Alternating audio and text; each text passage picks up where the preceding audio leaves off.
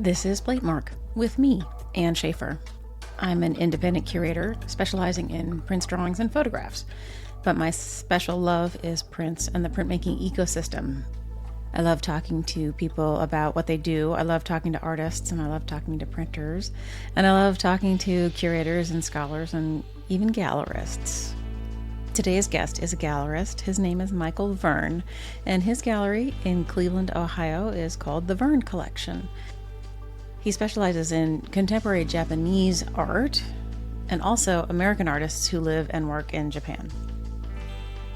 We talk about all kinds of things and focus a lot on being the small gallery, trying to make it in the world of bigger galleries, and what it takes to navigate and negotiate through the art world and make a living doing it. So it's a fun conversation. I hope you'll enjoy it.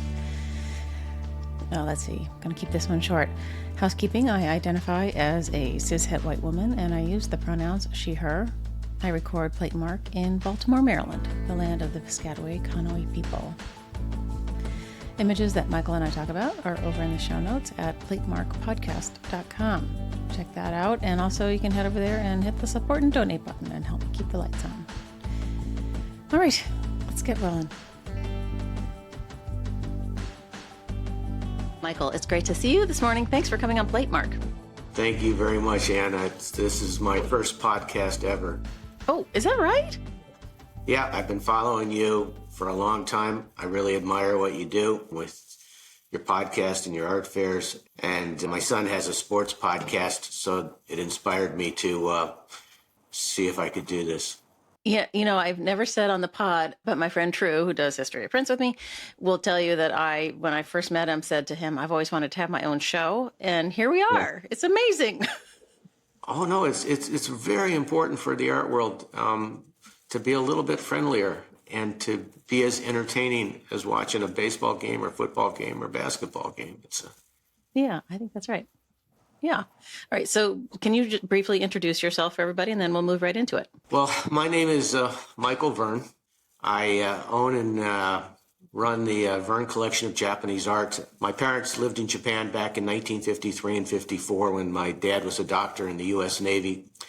And this began as a private collection of old Japanese prints and paintings that were on loan to the Metropolitan Museum and the Cleveland Art Museum and the Fogg at Harvard. And I never thought I would do this in a million years. I grew up kicking soccer balls and throwing baseballs with my friends in the living room where these scrolls would hang, and we were all pretty good athletes. We never hit them. And I'd go over to my friend's house to play, and everybody else had duck paintings and apple paintings and pictures of George Washington, and I knew there was something weird going on in my house. I love that.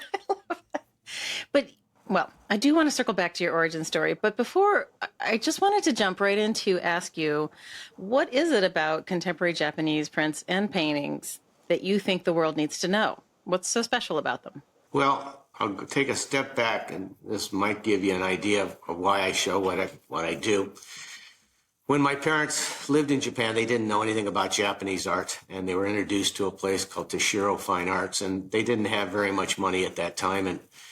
And they began by collecting a pair of scroll paintings for about $15 each from the 18th century.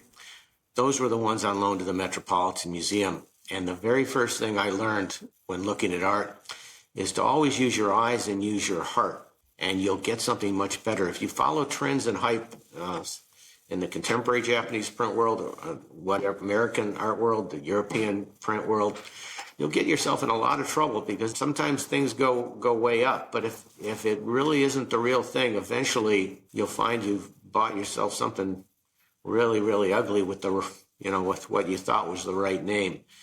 I started doing this about 43 years ago.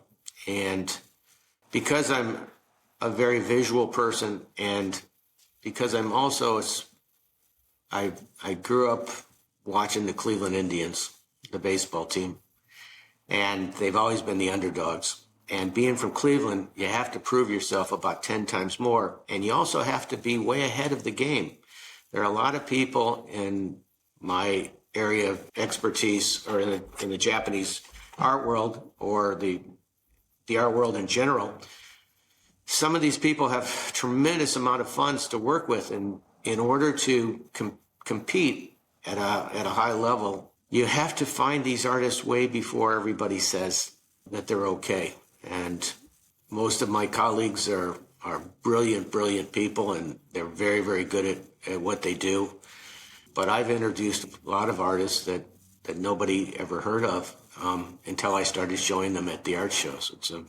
And so I find it a challenge to do this. And in 100 years, they'll say Mike was either brilliant or stupid. But if I'm wrong, a lot of museums are wrong too. So.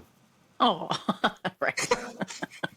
I think there is something to be said for collecting beyond your borders, right? But the thing that happened to us as curators was it was impossible to cover all of that area. So, all of those countries in Africa, each one of them has an incredibly vibrant and wonderful contemporary art scene, etc.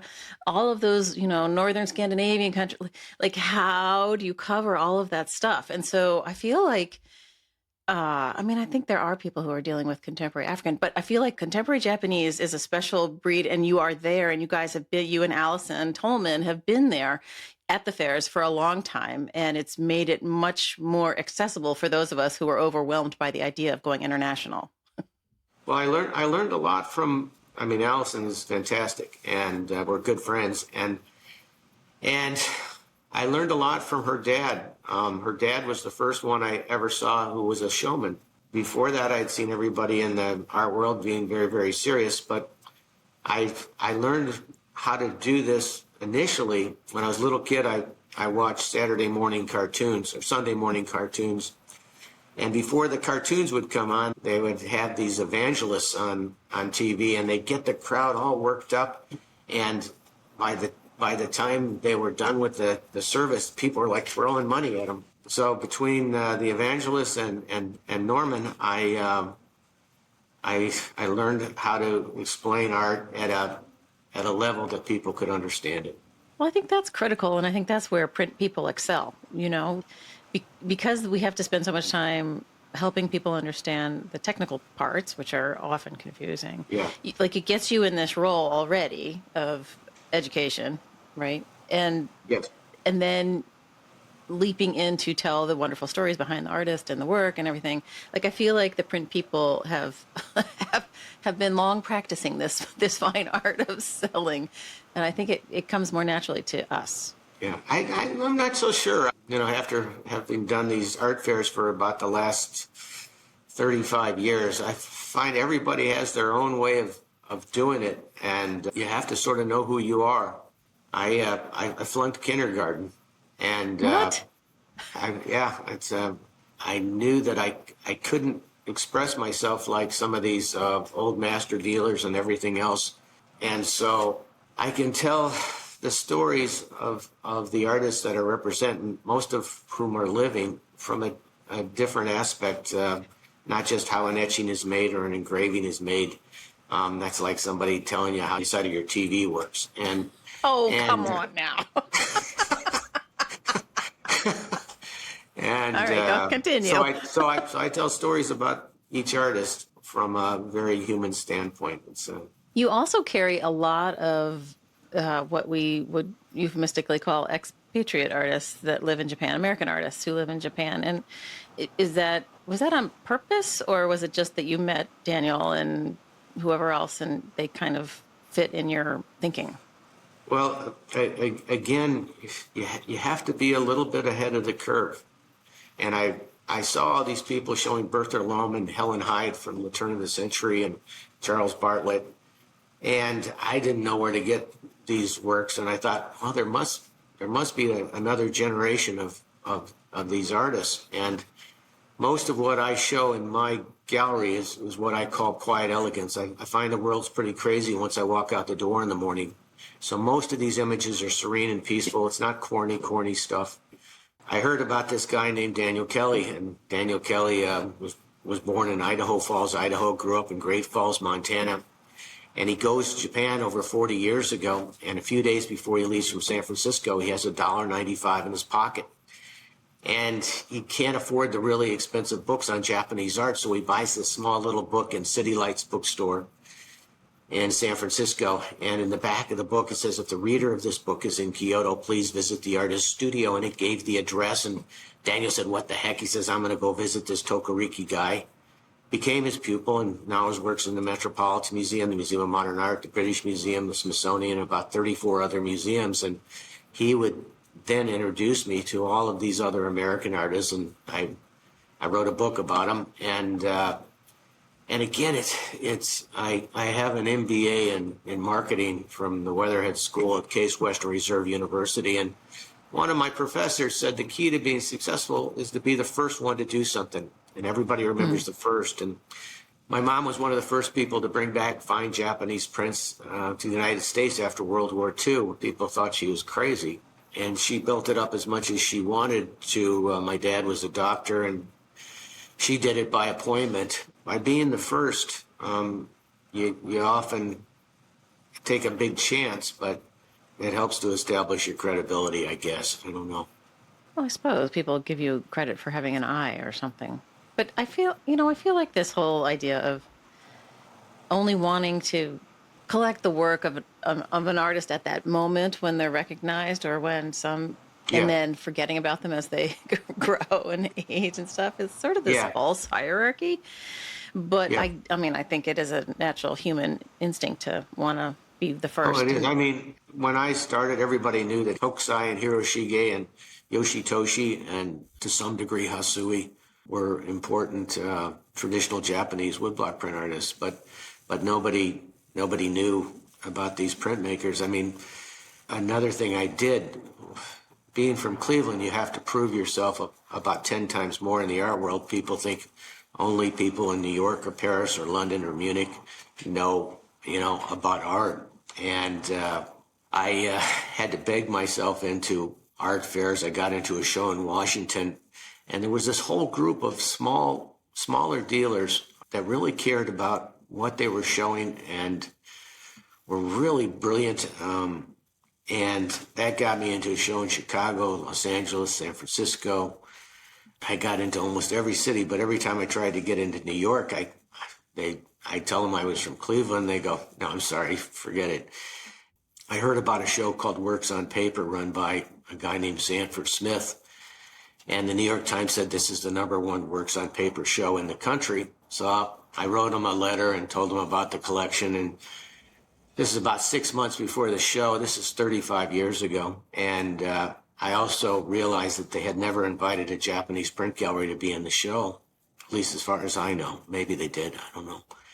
At any rate, I didn't hear anything back from them. About 2 weeks before the show is going to open, I think it was in March or something, and I get a phone call from this guy, and this guy says, this is Sanford Smith. Do you want to be in the Works on Paper show? And I thought it was one of my friends joking around, and I said, who is this? And he says, this is Sanford Smith.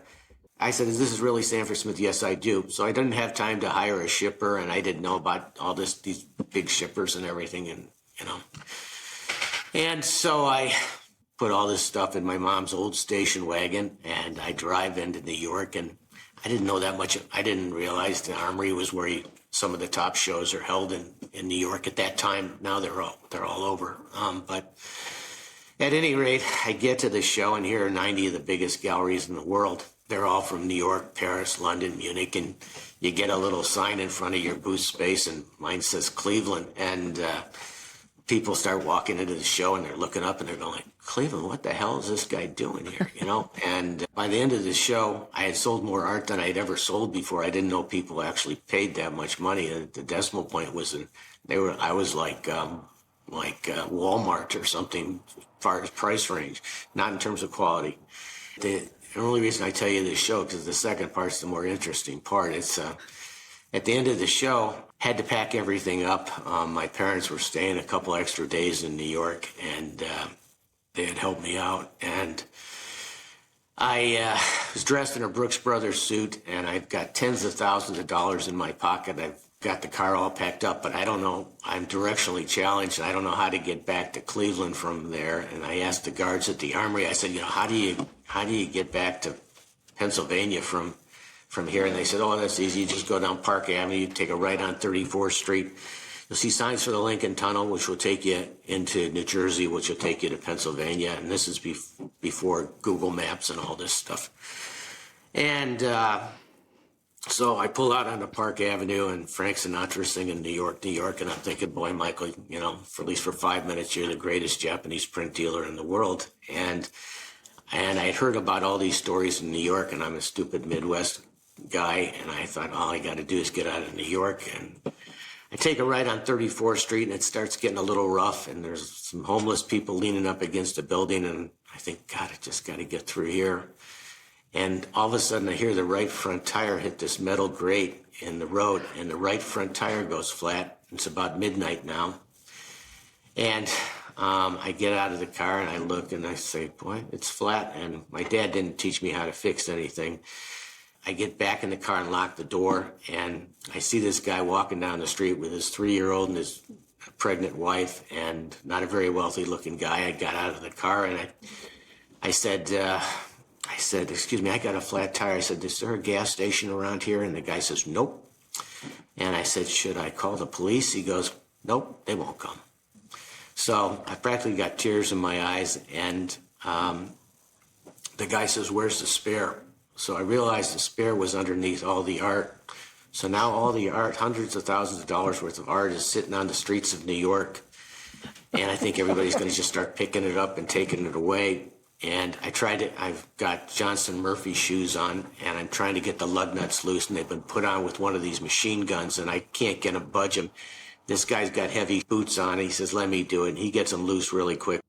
I start jacking the car up, and every time I jack the car up, the whole family breaks out into this hymn, and they say, Michael, you know, you got to thank Jesus. And I'm thinking to myself, well, I'm certainly not going to tell this guy I'm Jewish, and I'm not very religious, but at any rate, I said, I'm thanking him, and I sort of hummed along because I didn't know the words, and I get the car halfway jacked up, and he finishes it up. And I asked this guy, you know, can I give you some money for helping me out? He wasn't a wealthy guy. He says, no, if I can't help somebody out, it's just not right.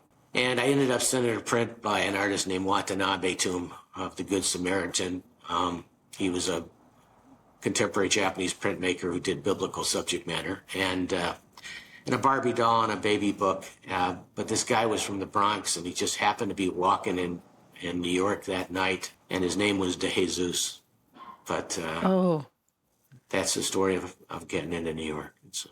Oh my gosh. Oh, Lord have mercy. That, breaking down on 34th Street at midnight in the 80s. Oh, God. It reminds you to stay humble, because, I mean, sometimes you have a lot of success, but, you know, you can't forget where you came from. Well, that is true. But I think you're selling Cleveland short, honestly. I went to the College of Worcester, so, you know, I have a half a toe in Ohio. But, I mean, you know, Shaker is no sad place to live. Oh, no, I know. It's just at that time in the 80s, there were a lot of jokes about Cleveland and everything. And now Cleveland has one of the best Asian art collections in the world. And Sherman Lee helped my mom out a lot, too, with advice. So. Nice. When did you start the bricks and mortar part of the gallery? Well, the biggest mistake most galleries make is they build themselves a palace. And really what you want to do is find a place that's very reasonable, but in a very, very good area. And again, my ideas are, most people have never thought of these ridiculous things, but I had done a few shows at John Carroll University, temporary shows, and the head of the art history department, they had a gallery in the library. Didn't know what they were going to do with this gallery. I said, what would you think of a private gallery moving into the campus? And the rent was very, very reasonable. And I said the students could look and see Japanese art and touch things that they wouldn't be able to see every day. And he said yes. And I also knew that because I flunked kindergarten, it would make me look really smart. because I'd be on a university campus. And so we were there for about 5 years. Then they were going to redo the library, and I had to move. And I heard about this place in Cleveland called Little Italy. It was about 1,000 square feet, and it was $200 a month.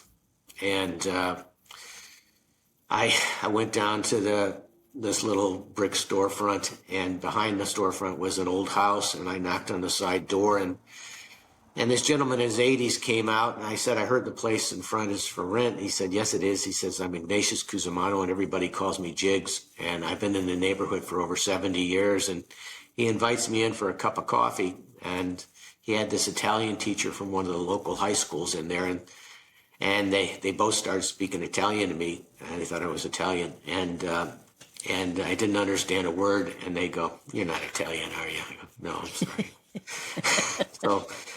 So far people have thought I'm Catholic and Italian, and so at any rate, he showed me the place, and I've been here for about the last 25 years. And he used to come and have lunch with me and tell me about all the people in Little Italy, and it's a wonderful, wonderful place to eat dinner. And people still think sometimes the Italian mob runs everything, so it's very safe. It's Do they? They might. I don't know. Well, I don't. Oh, okay. I do what anybody says here. Right. A lot of small-ish, footprint-wise dealers have gone private, and everything's now at home, and it's all online. But you maintain this bricks and mortar space. It's kind of unusual. It's probably pretty stupid at this point, but that's not first of all, what I was saying. People are afraid to come into galleries as it is because they've seen these very, very snooty people on TV movies or whatever. But because the rent it's not $200 a month anymore, but it's still pretty reasonable. And because of Will, who you met earlier, we have a pretty good internet presence. And the one thing you learn in MBA school is to know what you know and know what you don't know. And so Will takes care of all the technical aspects, and he's a professional photographer. And then I also have Yuko Kimura, who's also one of my leading artists. She takes care of all the correspondence to Japan. And so it looks like I know what I'm doing so far. It seems to work, but it's becoming very, very difficult for all of us because of all of these internet auctions, and people get confused about the prices. They see this stuff that looks okay on the screen, but if you take it out of the frame, it's all toned, and you're much better off working with a professional, I think. Sometimes it costs a little bit more, but at least you know what you're getting. Yeah, I think that's a good point, because actually on the pod we have often talked about, are you making art that looks good on Instagram? Or are you actually making art that, transcends Instagram? And it's a little bit of a trap. So I agree with you on that one. It's very, very scary. I mean, it looks very, very good, but you're taking a big chance. If there are some very, very good auction houses, don't get me wrong, but there's so many little auction houses that used to have one little specialty, but now they specialize in everything, and they don't really know what they're selling. So that's true. I mean, you can't be a specialist in everything, right? No, I definitely know what you know, right? Yeah, but Michael, I'm curious to know, and this is a thing that we have sort of touched and dodged by. You don't have prices on your website. What is the thinking there? The problem is that you have to constantly, when you're working with living artists, they're constantly changing the price, and I don't have time to do it. And also, because everybody's checking out the internet, you're providing information to people that can use that information to just cut your price down $100 or whatever. And I think a lot of people have told me to put the price on there and everything, but you honestly, I don't know whether I'm right or whether I'm wrong. I also, it stops people from stealing it too, because they don't know how much it's worth. Okay. All right. I'll take that point. I don't know. I honestly don't know what the right thing to do is. And I think both ways are very good. As far as the galleries, we're all pretty much the same price, but there's a lot of stuff, a lot of people, that they'll call you and ask like they're looking for something to buy, and they're also just found something at auction and they want to cut your price. So you don't want to help these people figure out. Well, I go to codependent meetings, which is for people that are too nice. So, but I honestly don't know. I generally do try to help them, but I sometimes regret it because they're not being honest about why they're asking about the price. It's always been a kind of a curious thing. Like I don't want to have to email you every time. I'm like, oh, Daniel's, goldfish in a bowl is so gorgeous. How much is it? But on the other hand, maybe that's a great way for you to, capture me and start a relationship as a buyer and, talk me through the process or however you approach new buyers to the gallery. So I can see it. I might be losing a few people. I think nowadays, there's only about five galleries like the Verne Collection. We all have our own taste. But we all try to just sort of help each other at this point because we're competing against the auction market now.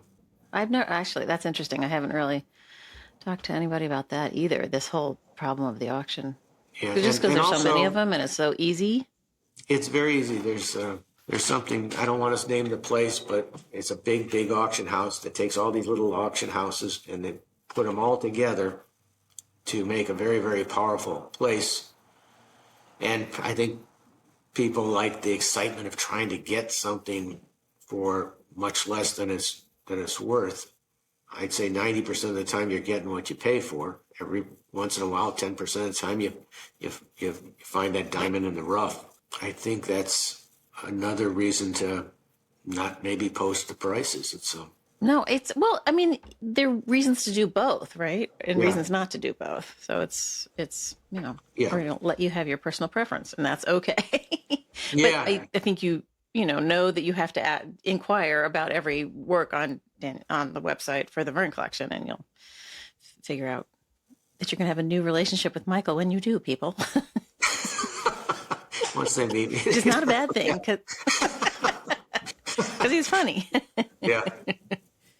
So do you still look for and do you still sell older material? Yeah, if I can find it. But again, most of the people, this is what I didn't realize, when I started doing this 43 years ago, I grew up in Shaker Heights around a lot of successful people and their kids all went into business with their very successful family businesses. I grew up around a lot of these people. When I said I was going to go into business and build this small gallery that my mom started up, all these country club people and everything else, they go, "Oh, that's wonderful, Mike. I'm sure you'll do fine." And then they winked and like that.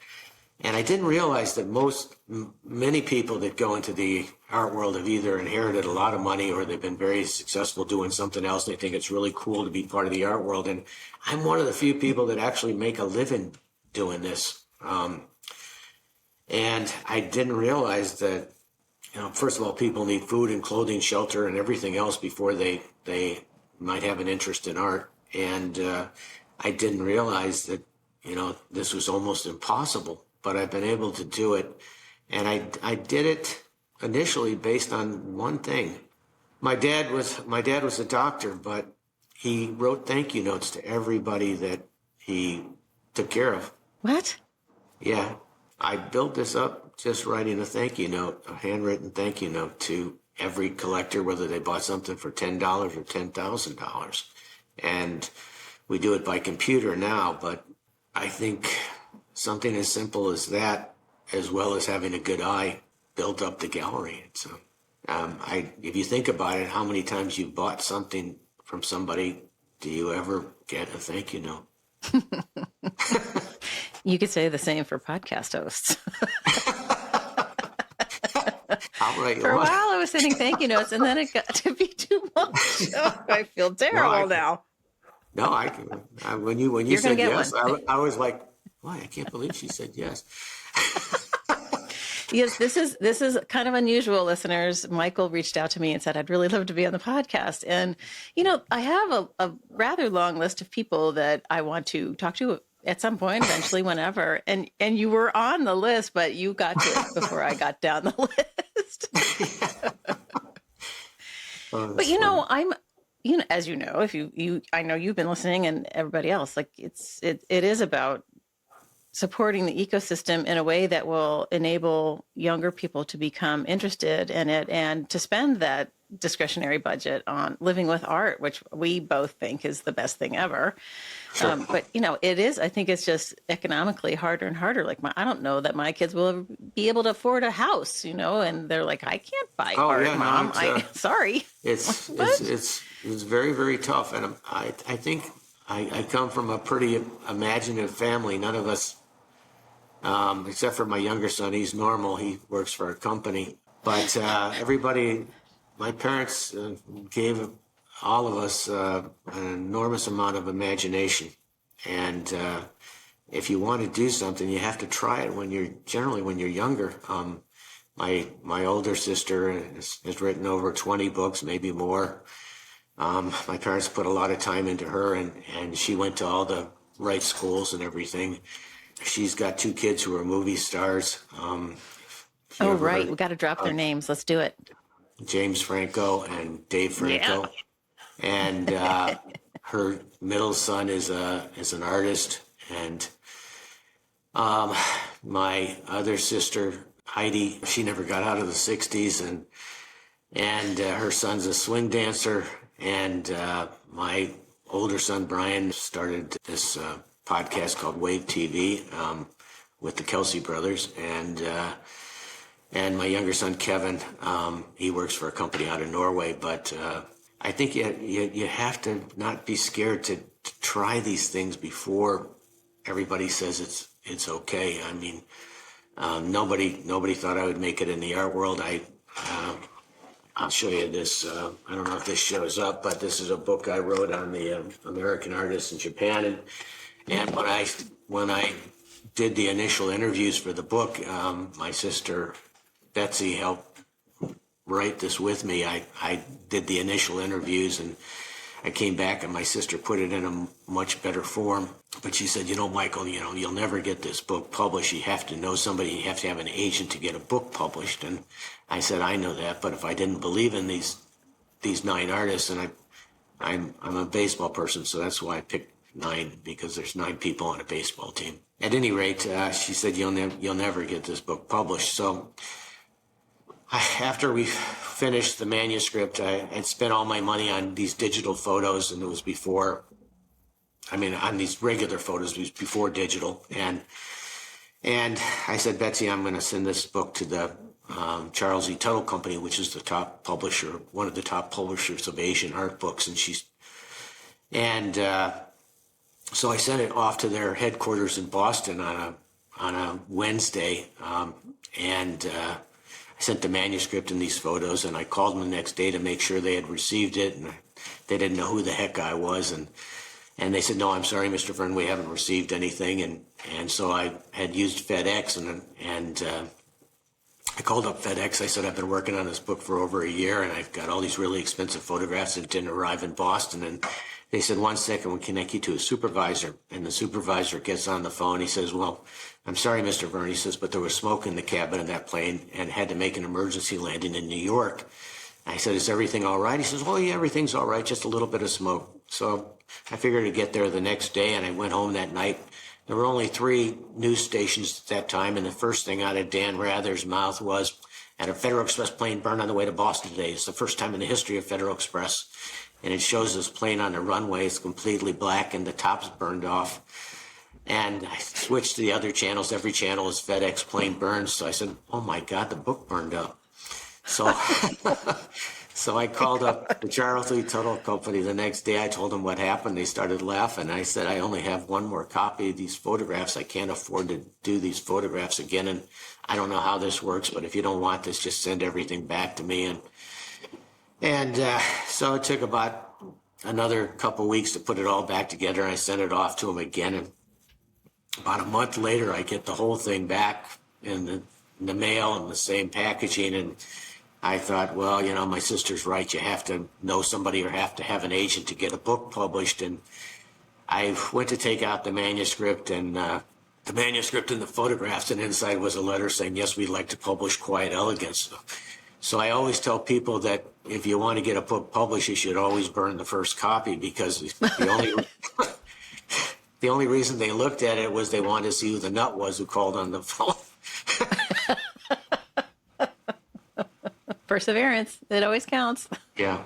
But again, nobody had written a book about these people, because, again, you have to be way ahead of what the trend may be and who may be important 50 to 100 years from now.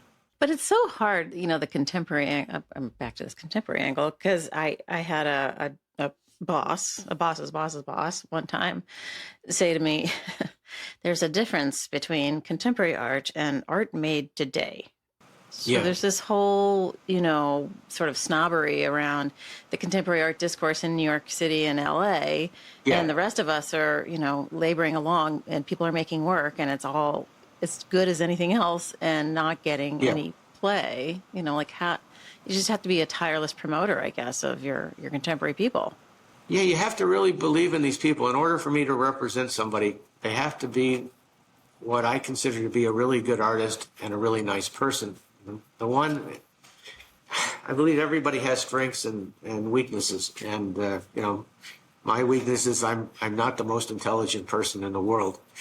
But because I grew up with these scrolls that hung in the Metropolitan and the Cleveland Art Museum and the Fogg at Harvard, I have a visual sense that most people don't have, and it's not something you can learn from just reading all the textbooks about Japanese art. The other thing is that when I walk to this gallery and my name's in front here, it's a lot more than just making a sale. And I treat somebody the same that buys something for $50 or $50,000, and my name's on it, and I can't promise everybody that everything's going to be worth millions of dollars or something and sell my soul. And I've done a lot of these art fairs they've got all these fancy frames up there, and gold frames and silver frames and a bunch of junk in the middle of it. And I can't do that. And so also with most of my artists, they all have good days and they have bad days. And I have a very discerning eye, and so I pick out what I think are the best works by these artists. And when I first started, many of my artists said, Michael, everybody takes everything I make. Why aren't you taking this? I go, well, if I show that piece with your really good piece, everything's going to look mediocre. When I do these shows, I show these larger works on a table and talk about each artist. If I show one work that's sort of just okay, everybody's going to go to the next booth. But if each piece is more fascinating than the next, you can capture an audience even if they don't know who you are. So when you were in school, did you have any Japanese, Asian art classes, or is it all self-taught? I was very good at sports, and I should have either been a gym teacher or the ice cream man. If I ever retire from this, I'm going to get a little cart and go around my street. I grew up in this neighborhood in Shaker Heights of little homes. It was like, I don't know if you ever watched Leave It to Beaver, but it was pretty much like that. I didn't know until later in life that people did all these crazy things, but you used to have your teachers come over for lunch, and I remember we had this art teacher. She looked like the Wicked Witch in elementary school, and she came over for lunch, and I begged my mother not to invite her. And she said, Michael's never going to do anything in art. And people also asked me, why didn't you make the gallery bigger? My dad wasn't into sports, and I've always regretted not doing more for myself. My two kids played baseball through college, and that's what I'm most proud of. Yeah? Where Yeah. Where did your He was kid a play? pitcher for, he was a pitcher for Trinity College in Hartford, D3. Oh, mine was D3 too. If I had married a 7-foot tall woman, they could have gone pro. But and I'm only 5'6". You know, I have the only two kids who went to Oberlin College to play baseball, and Worcester, where you went, was the big baseball What? team. They Yeah, sure were. yeah, yeah. Yeah. But that's what I'm most proud of. I went to almost every game. I coached their little league games, and that was another reason why after the first Works on Paper show with Sanford Smith, I had to get back because I had to coach the team the next day. Yeah, that was fun watching the kids play ball. That was, yeah. We would go up to Hartford to catch those games. We actually flew to Boston to watch him pitch against Tufts one time, and Oh it was yeah. so worth it. It was so great. Oh, it's just there's nothing better. It's Yeah. you can accomplish all these things in life. I've seen many people, very very successful people, but to see your kids excel at whatever their dream might be, or just do all right and be, halfway decent human beings, and to me that's my greatest accomplishment. I think our baseball player is my oldest, and he finally, after so many years, has been diagnosed with ADHD. And I think baseball saved him in his college career because it gave him something to focus on.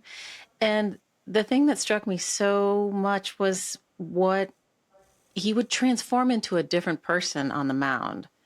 Yeah, And you'd watch him and it'd be like, who the heck is that kid? It was yeah. fascinating.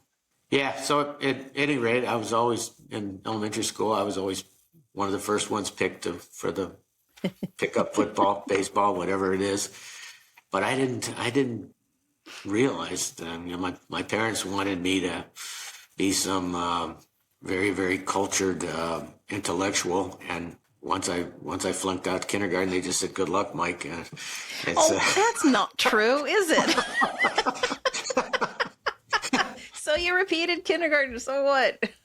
Yeah, no, it continued on. I went to Shaker Heights High School, and at that time they had the highest SAT scores in the country until I went there. Oh, I didn't even know the PSATs didn't count. where did you go to college? I went to University of Denver, and it was, anybody could get in there if you had the $5,000 to pay. It's now a tough school to get into, but it's Right.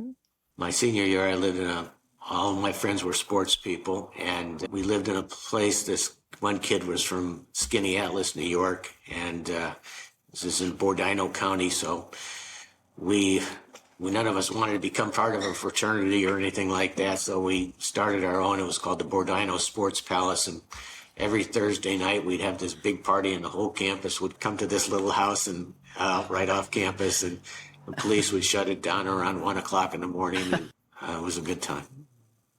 This is And not exactly what you might imagine for the college career of a well-known and much loved Japanese art dealer. no, I'm telling you, I'm the least likely person ever to be a Japanese art expert. It's But what made you do it?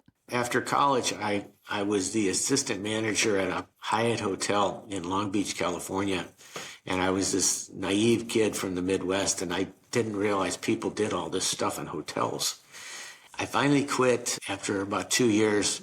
About maybe 3 weeks before I was ready to leave, I'd walk around in a little Yves Saint Laurent suit because I thought that's what you're supposed to do. And I was the manager on duty one Saturday, and the front desk calls me and said that this guy in room 152 doesn't want his room cleaned. He's got a gun on the bed, $10,000 on the table. And I said, all right, I'll check this out, because I was in charge of the housekeepers too. And so I knocked on the door, and I go, manager, and this guy opens up the door, and there's the money, there's the gun. And it was a time when we're having trouble with Khomeini. He's got a picture of Khomeini taped to the mirror with bullseyes.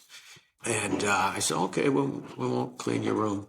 This was 100% occupancy, little Hyatt hotel near the beach. And so I called my manager up. His name was Mike. He says, oh, I'll be over, don't worry. And he says, let's go back up there. And he goes back up there, and this guy frisks him when he opens up the door and he frisks my boss up and down, and I'm standing behind my boss like this, and he goes, I think you're right. And this guy, I can't remember what his problem was. Then about a week later, I was the manager on duty again, and somebody told me there's smoke coming out of one of the rooms, and I go over there and there's smoke coming out of this room, and I called the front desk and I said, who did you check into? You're supposed to get like ID and all this stuff. And he said, who'd you check into room 137 or whatever it was? And the desk clerk doesn't answer me. I said, who'd you check in? He goes, well, it says man from Mars. And the next day I resigned. I came back home, decided to get my MBA at Case Western Reserve, and I realized that my mom had started something special. I thought, wouldn't it be neat to see if I could take it a little bit further? So, Wow. So you started a serious art education in Japanese everything. I did it based on my eye and what I'd seen as a kid. Wow. And the belief that if you really believe in something and you care about something, you can build it and prove everybody wrong.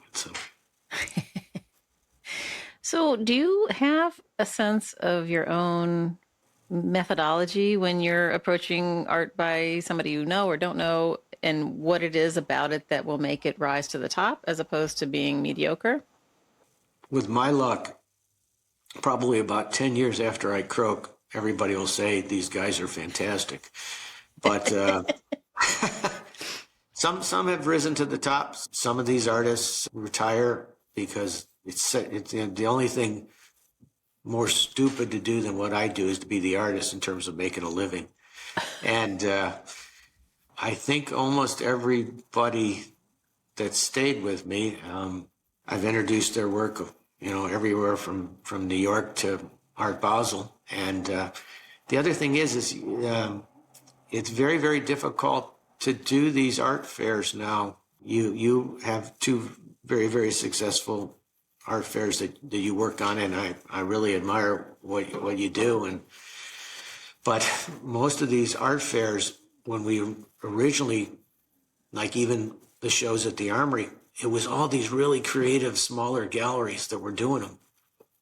And then the bigger galleries got in, and they didn't want these little galleries invading their territory. And they made the rent so high that you'd have to sell $75,000 to $100,000 just to break even. And so I have to do these smaller art fairs now, but it's still important to do it to get your name out there and make people realize you're still out there. But I'm not sure that the younger person can do it anymore unless they develop their own little auction house, or develop an internet presence that's beyond what's being done now. I thought my Instagram and Facebook Sundays with Mike would bring more people in, but it hasn't increased the sales, but I enjoyed doing it. It's like yelling in the wind. It's really hard. It's very, very hard. Are you doing the IFPDA fair in March? No, I was the first Japanese print gallery to do IFPDA, but they've become too expensive. Again, the big galleries got into IFPDA, and these guys get on the board, and I don't really know if this is true or not, but you'll find that most of these original galleries that were the basis for a lot of these art fairs, they're all dropping out because of the cost. And also, many of us are getting older too. I can't handle the stress I used to handle. If there's too much stress, my medical bills will be too high. Okay, fair enough. Well, and that does bring me to another question, which is there a succession plan for the Verne Collection? No, my kids have watched me do this, and they're doing really well on their own, and I don't think so.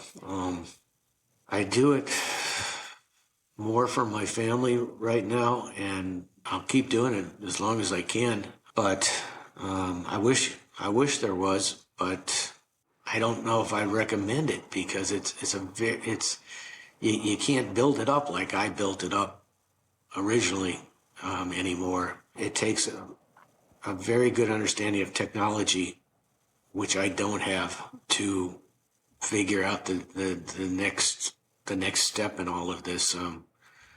But I'm still thinking that the art world will discover me and save me.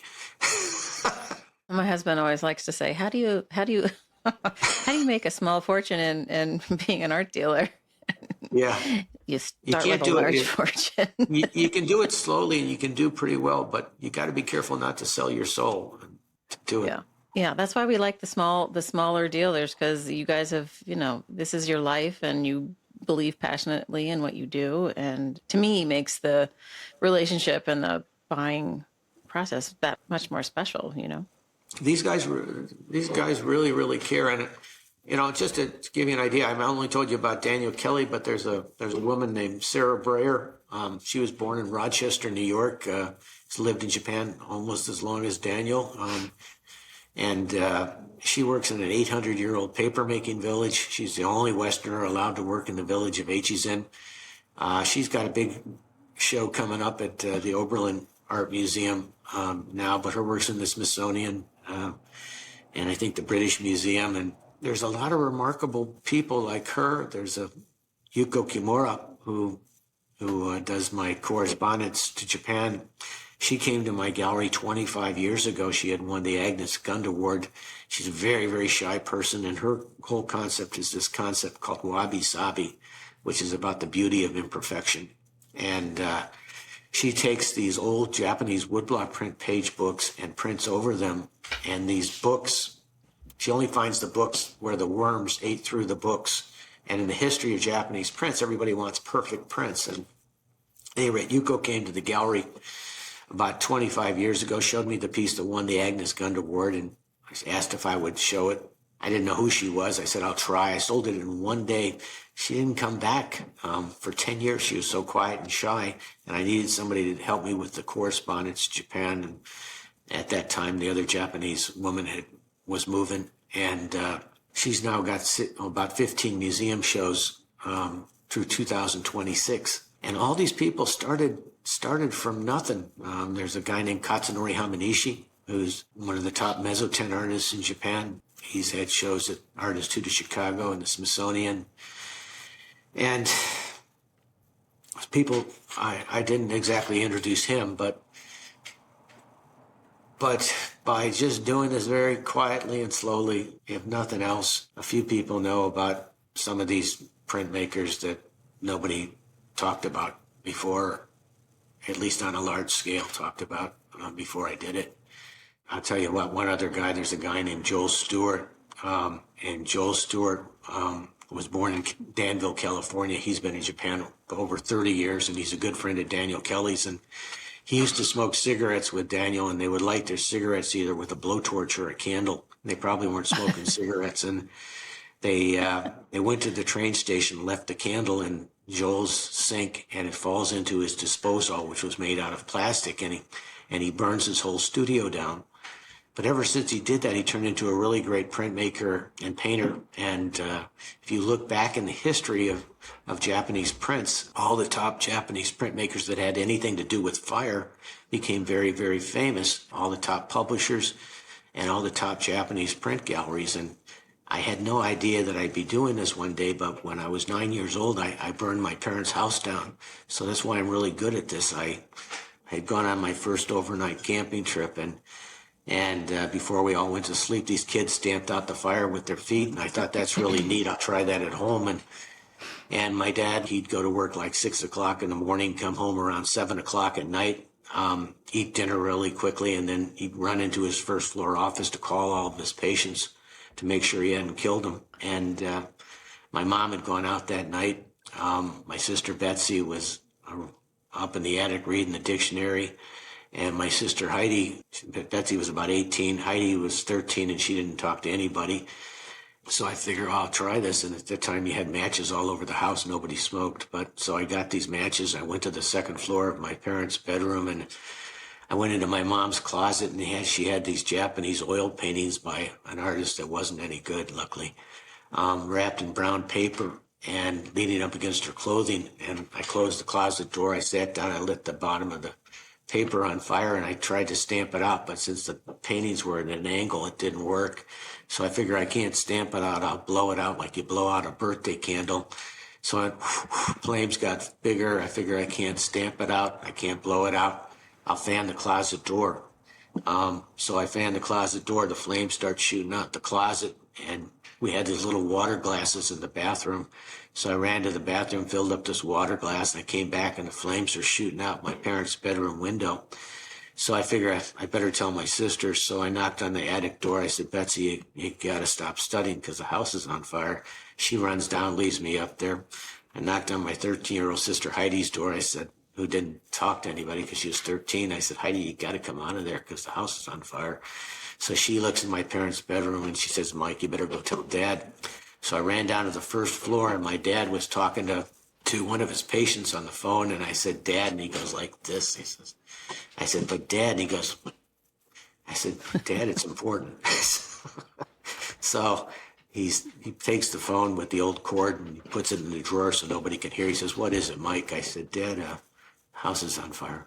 So we all run out in this little neighborhood in Shaker Heights, and I burned up my parents' entire bedroom. My baseball cards were okay, and the fire chief comes up to me, and my dad had always said, make sure you don't embarrass the family, and all the neighbors are standing around, and the fire chief says to me, he says, little boy, he says, were you playing with matches?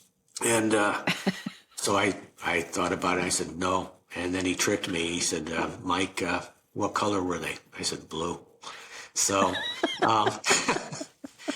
my parents told all the neighbors of an electrical fire, but Oh my God.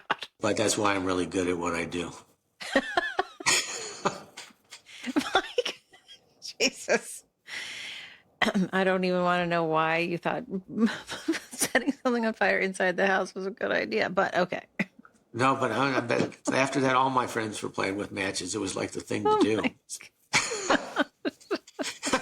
I mean, I played with matches too, but I was playing, like on the driveway, not. Oh, no. My friends were playing in the yard with all the dried leaves. So, Oh, God. Oh. and then about 10 years ago, I live in the same house that I grew up in. I tell people I've gone nowhere in life. And but about 10 years ago, the local elementary school that I went to, which is about 5 blocks away, it burned down. I was sure they were going to think it was me, but Oh, no. yeah, it wasn't. Oh, no. I expect not. All right. Well, is there something coming up that you want to let people know about, or? Yeah, no, I'm doing these smaller fairs in San Francisco at Fort Mason. A lot of the rare book people are combining with the print people now. Yeah, I've been seeing that lately. Yeah, it doesn't makes work, sense, but I guess. I'm doing it. And but no, it's actually very nice people. And I'm doing that show in San Francisco. Then I'm doing a show in Los Angeles, the Los Angeles Fine Print Fair. It's a smaller print fair run by Veronica from Eggenolf Gallery. And then I do the Cleveland Museum of Art Fine Print Fair in the spring, and then some other art fairs in the fall. But 71 years later, despite myself, the Verne Gallery goes on. It is amazing. I'm always struck by the amazing. parallel. Yeah, I'm struck by the parallel between you and Allison Tolman, because both were, started by parents in a way and kept going. It's kind of amazing to me that it's so cool. I do love the work. I have to say, Japanese contemporary prints are definitely in my wheelhouse. Oh, no, yeah, Alice and I laugh about it all the time. And she's really, she's very, very brilliant. And she grew up in Japan. And so she knows Japan from a different aspect. My sisters lived in Japan in 1953 and 54. I was born in 55. And so. Do you go to Japan for work now, like Allison does? Yeah, I used to go every year. I haven't been back in a while. The one good thing about the internet is you can still do a lot through the internet. But I miss seeing all of my friends there. It makes for fun stories to talk about it at the art fairs or when people come into the gallery. I'm really curious to see who the next young person is who may go into Japanese prints. We need more young people with new energy and new ideas. Be curious to see how they figure out how to make it in this fascinating world, and it's always exciting. It is true. Yeah, I worry about the ecosystem constantly, as you know. Yeah. Yeah, I don't know what will happen. I feel like there's a lot of people like you who are aging that have these giant, inventories that I don't know what's going to happen to everything, and I worry about it all. I don't know how I'm going to get all this stuff back to these artists. I don't know. Yeah, exactly. I still have all the ideas and all these crazy ideas, but the way I do things is it takes about 10 years to make them happen. I do it in sort of a quiet way that nobody knows what's happening until it sometimes works. But I don't know if I got that 10 years to figure it out, but I'm going to keep trying. Yeah, I'm turning 60 in 2 weeks, and You look like and you're about 25. oh, thanks, Mike. I know my oldest is 27, so but when you Impossible. hit the six, yeah, when you hit the 60 point, you're like, wait a minute, I have how many viable working years do I have left? How long can I keep this all up? It's a very strange switch from the 50s, I have to say. You can't put quite as much stress on yourself because it's just not good for Yeah, your health. And right. you do these art fairs, and I know how hard it is to please these people. I mean, sometimes they don't do the work themselves to get their customers to come, and then they blame the poor person who's nice enough to organize the exhibition, and to please that many people and make sure everybody does well at the art fair. And to coordinate all the stuff that you got to get ready and all the people that put it together and put the walls up and everything else. I couldn't do it. It's a lot of work for sure. I was liken it to, if you have 20 vendors at your fair, it's like having, Yeah. managing 20 weddings, 20 brides. Oh, yeah, yeah. Oh, not easy. No, people are not easy. So that's the No. one nice thing about having a gallery. Nobody comes in, so.